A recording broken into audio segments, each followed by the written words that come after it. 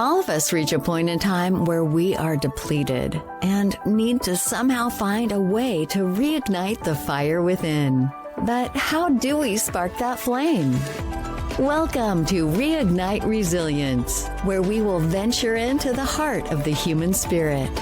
We'll discuss the art of reigniting our passion and strategies to stoke our enthusiasm. And now, here are your hosts, Natalie Davis and Pamela Cass.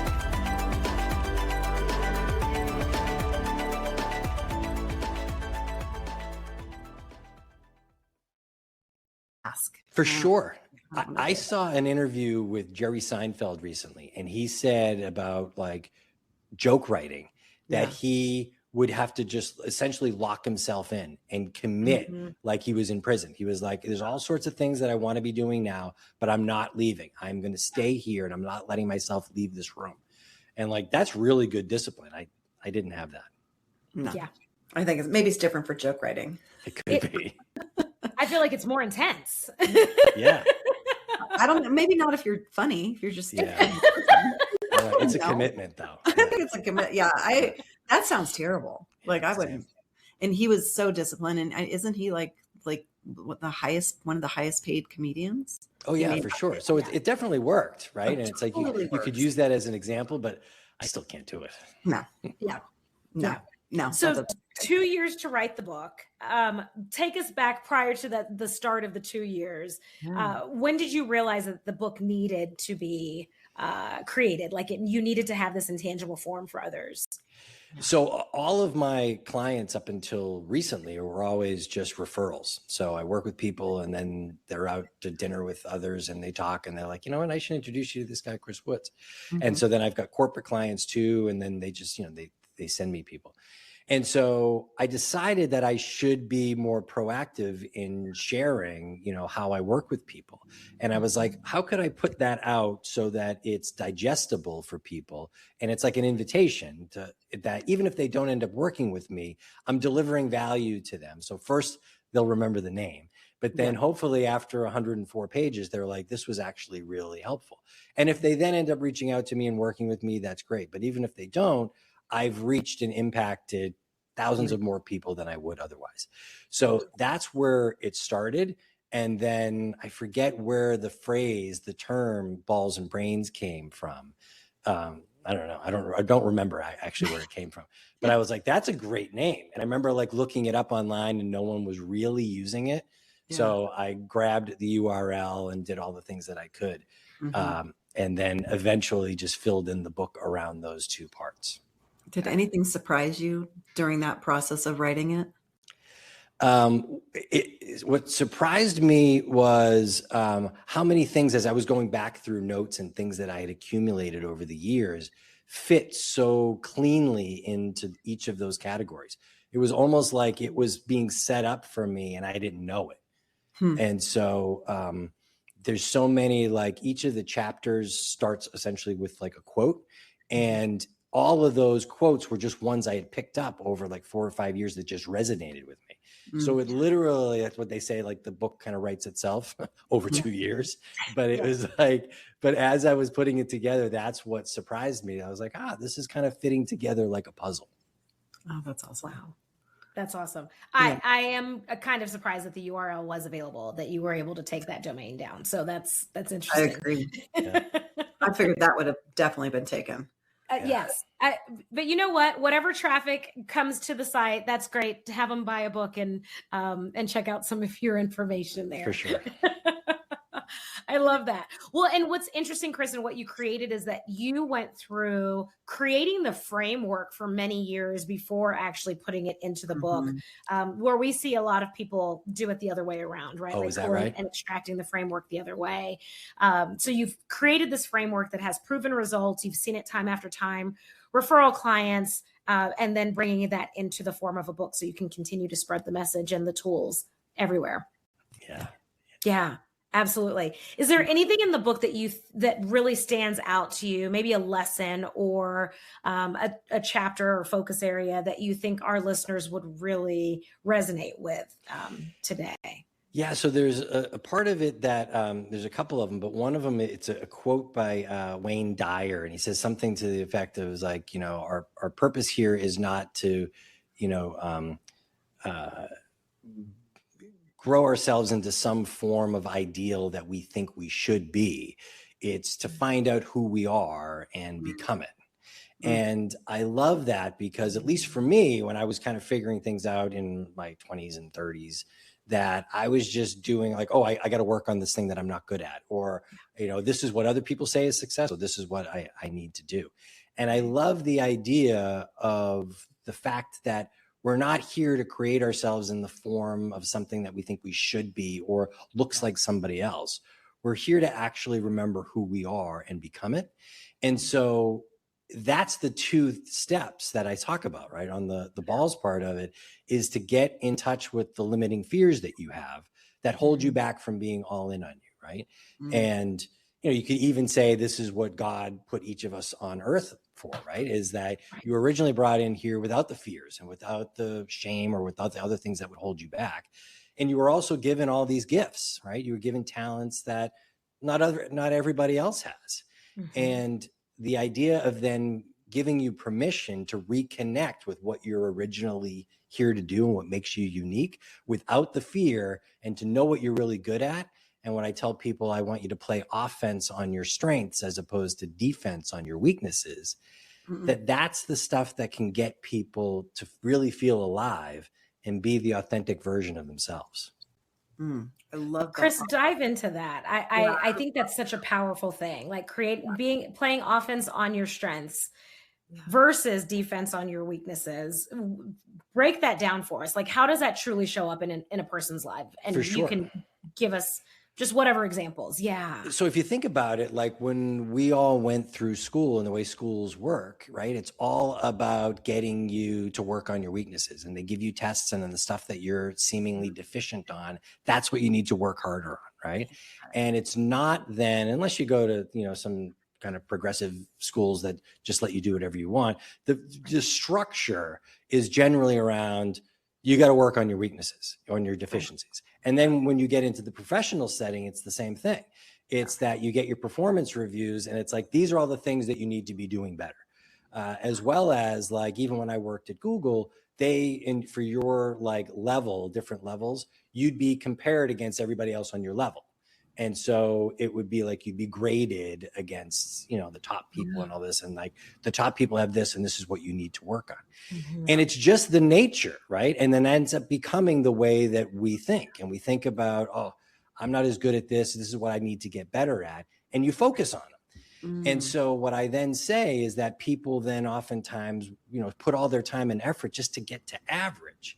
Whereas their gifts, if they spent their time on that, they can be extraordinary, as well as you'll feel more in the flow. You'll feel better because you're like, wow, I'm actually good at this.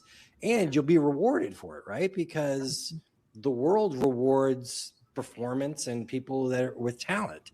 And so we end up making ourselves smaller and try to work and spend all our time on deficiencies. So what I then say to people is, I don't want you to just ignore any kind of deficiencies you have, particularly if you're like in a work environment and then, listen, I need you to be a better communicator or whatever. It's like, you should work on those things, but like spend 80% of your time going from good to great on the things that you're really good at. And the other 20% on, working on the deficiencies that are actually most impactful for you. So that's the way that I try to get people to think about it, because there's another quote. It's by St. Francis de Sales, and I have it around here somewhere. And he said something to the effect, he's like, I always remember the first part of it, but I didn't remember the second. It says, be who you are and be that well, so that you may bring honor to the master craftsman whose handiwork you are. And I love that idea, is that if it's like, this is what you were put here to do, it's like, be you. Yeah. Yeah.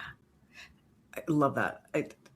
There's so many layers of that, because I think about how many of us think we have to be the master of all trades. Like, I have to be the master of everything, especially when you're an entrepreneur. You think that I should just be doing and know how to do everything. And if we let that go and let somebody else do it that loves doing it and is good at it, and just focus on our unique genius, what we do well, man, we'd be unstoppable. For sure, right? And not only would you be unstoppable, but it would be like this flywheel, because you're doing the things that you like to do because you're good at them, and you can see the results, and you're like, oh, this is good. This feels in the flow. This is where I go. And you'll be spending more time on it. So an example I give in the book is about Michael Jordan. And so Michael Jordan, by, a lot of people, including me, I think he's the best of all time. So no offense to the LeBron fans, but Jordan is my guy. And so if you think about him on a talent standpoint from 1 to 10, his talent in basketball was a 10. Yeah. And if you also then think about his work ethic, how much he worked at it on a scale of 1 to 10, he was a 10, right? So 10 times 10, he was 100. So he took that break after winning 3 championships, went and played minor league baseball. And he's still a great athlete, right? He played in high school, played in college. He's this amazing thing, played minor league. And so still applied that 10 out of 10 work ethic to baseball, right? But never got out of the minor leagues, and he wasn't going to. Because as good as he was, his talent level was probably a 5, maybe a 6 out of 10 on that, right? So 10 times 6 is 60, but 10 times 10 is 100. He turned around, he went back to basketball and won 3 more championships. He was the Michael Jordan of basketball. He wasn't the Michael Jordan of baseball. Yes. So I say that is that, like, he could have kept putting his 10 out of 10 effort against baseball, but that's not where his talent was. Yeah. So the second example I give in the book is there's a old movie called Rudy. Do you guys know this? Oh yeah, football one? Absolutely.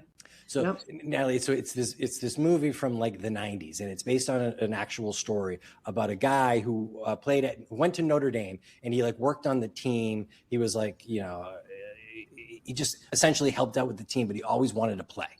And he worked on it. And he finally got in on a last play of his senior year. They let him go in, and like he tackled the quarterback. And then they put him on the shoulders, and they brought him out, and like, Rudy. And it's like the greatest success story of all time. And what I argue is that it's not a success story, is that it's like Rudy put in all that time and effort and visualization and everything he wanted to be into being a football player that he wasn't that good at. And the best thing he ever did was get in on one play and do that. Whereas if he had put in that passion and that effort against something that he was actually good at, he could have been great. Yeah. So I use that as a good example, but it's also meant to get people, sometimes they get upset with me. They're like, that's not actually true. I'm like, good, but at least you're thinking this through. Because, what are the things that you're really good at? Because if you can combine that with your passion and your work ethic, you can be the best. Yeah. And it's so much easier to do things that you're good at. Right. It takes so much less friction, so much easier. Right. Less energy is expelled. So that's right. Yeah, I love it. And I think it drives home a big point of like, you can do things and still see success in your life. It's not that like you're doing these things and you're not successful. Like you said, some of your clients have tremendous success, but they kind of hit this spot where they can't go any further, or they're afraid to take another step because they'll lose it all, or what have you.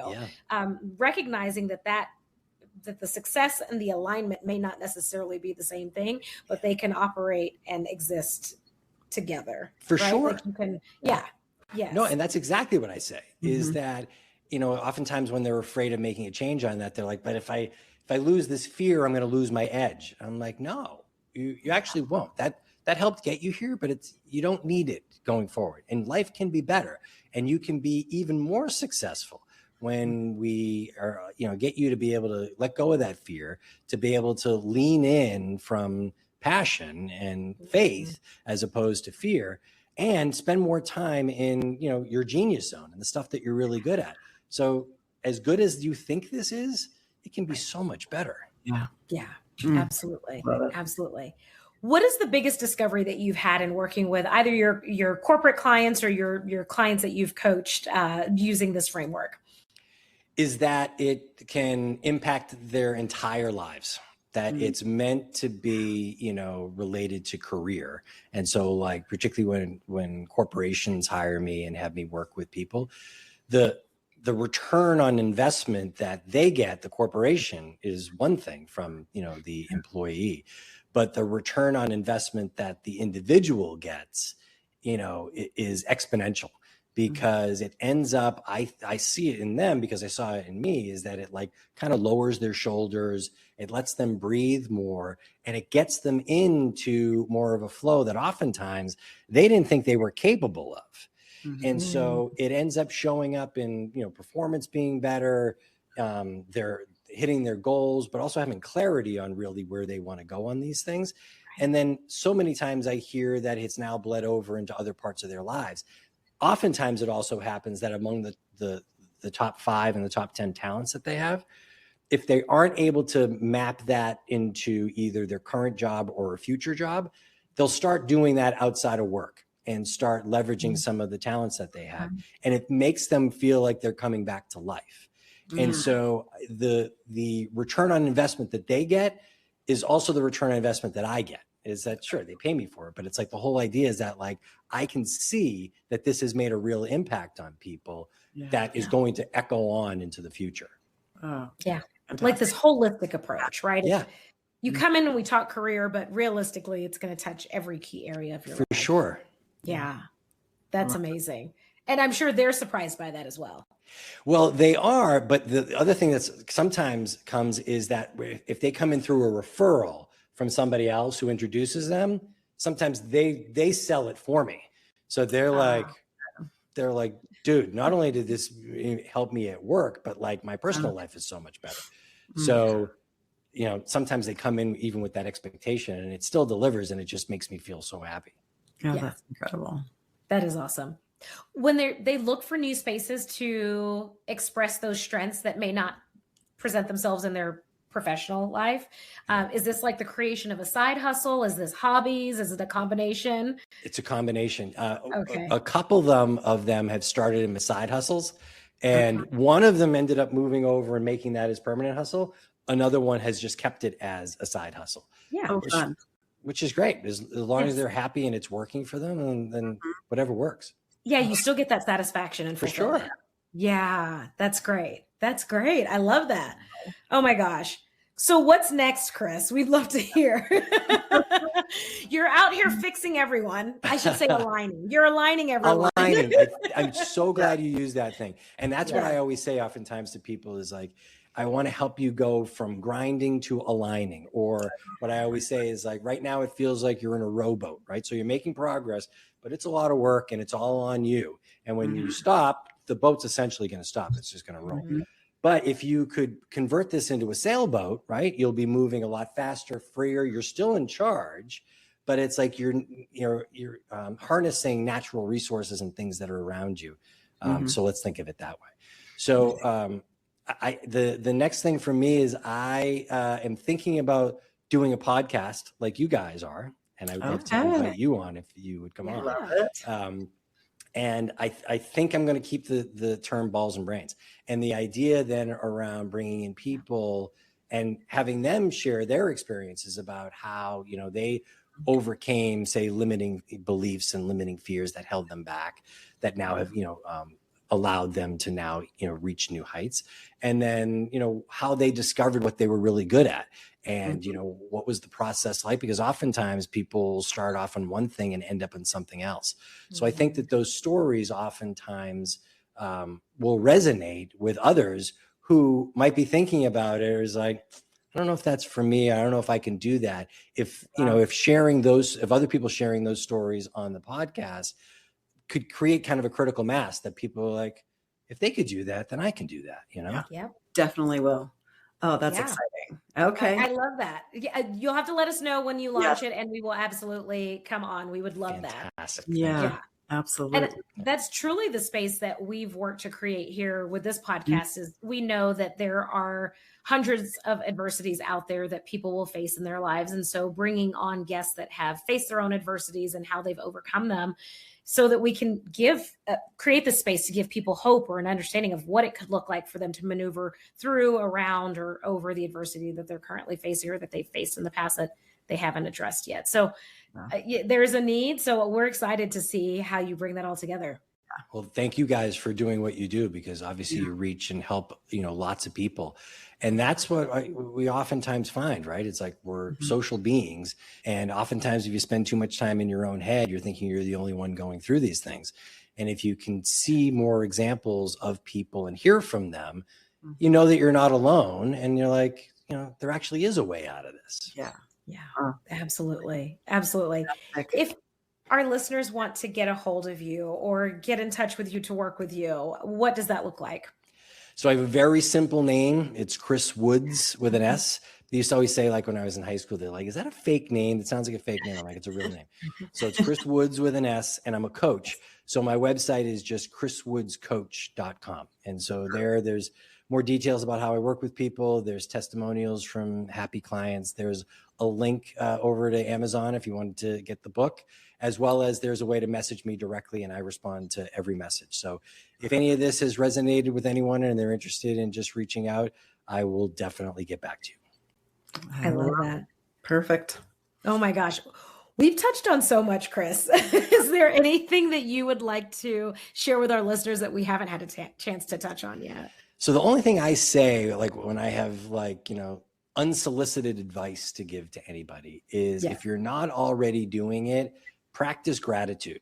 And what I've seen is that I kind of used to do it, but since I've started it as a real practice over the last few years, it is magical. And they've been saying it for thousands of years.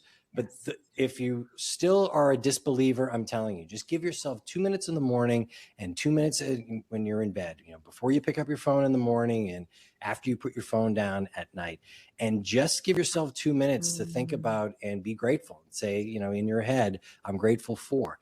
And the more things you're grateful for, the more things you will then see to be grateful for. Yeah. I love that. Perfect way to I love that. And I'm going to start incorporating the evening gratitudes. I do morning gratitudes.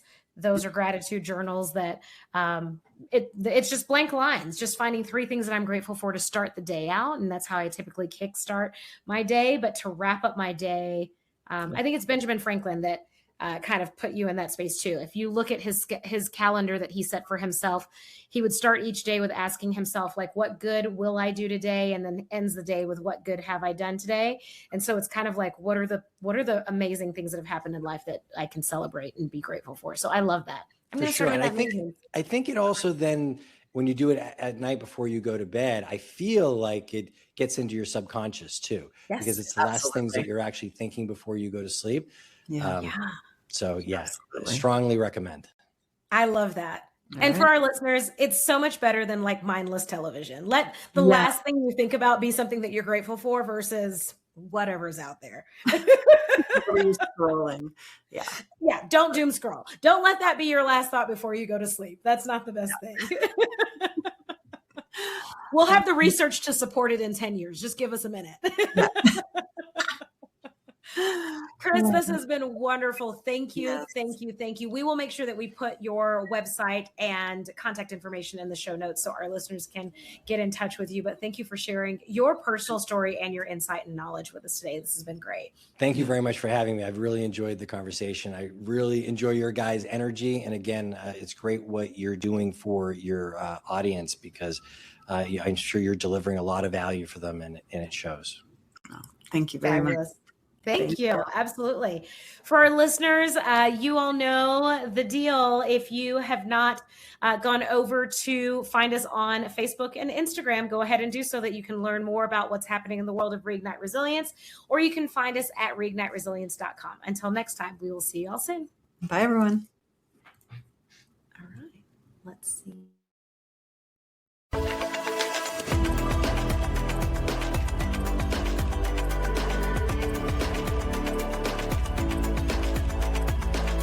Thank you for joining us today on the Reignite Resilience podcast. We hope you had some aha moments and learned a few new real-life ideas to fuel the flames of passion. Please subscribe on your favorite streaming platform, like or download your favorite episodes, and of course, share with your friends and family.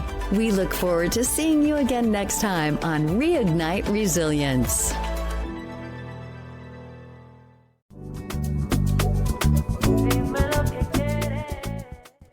Reignite Resilience family, we are so excited to share with you that the book, The Quiet Gift, A Journey of Self-Worth and Resilience, is now available on audiobook at Amazon. Make sure that you check the link in the show notes so that you can click on that and download a copy of the audiobook.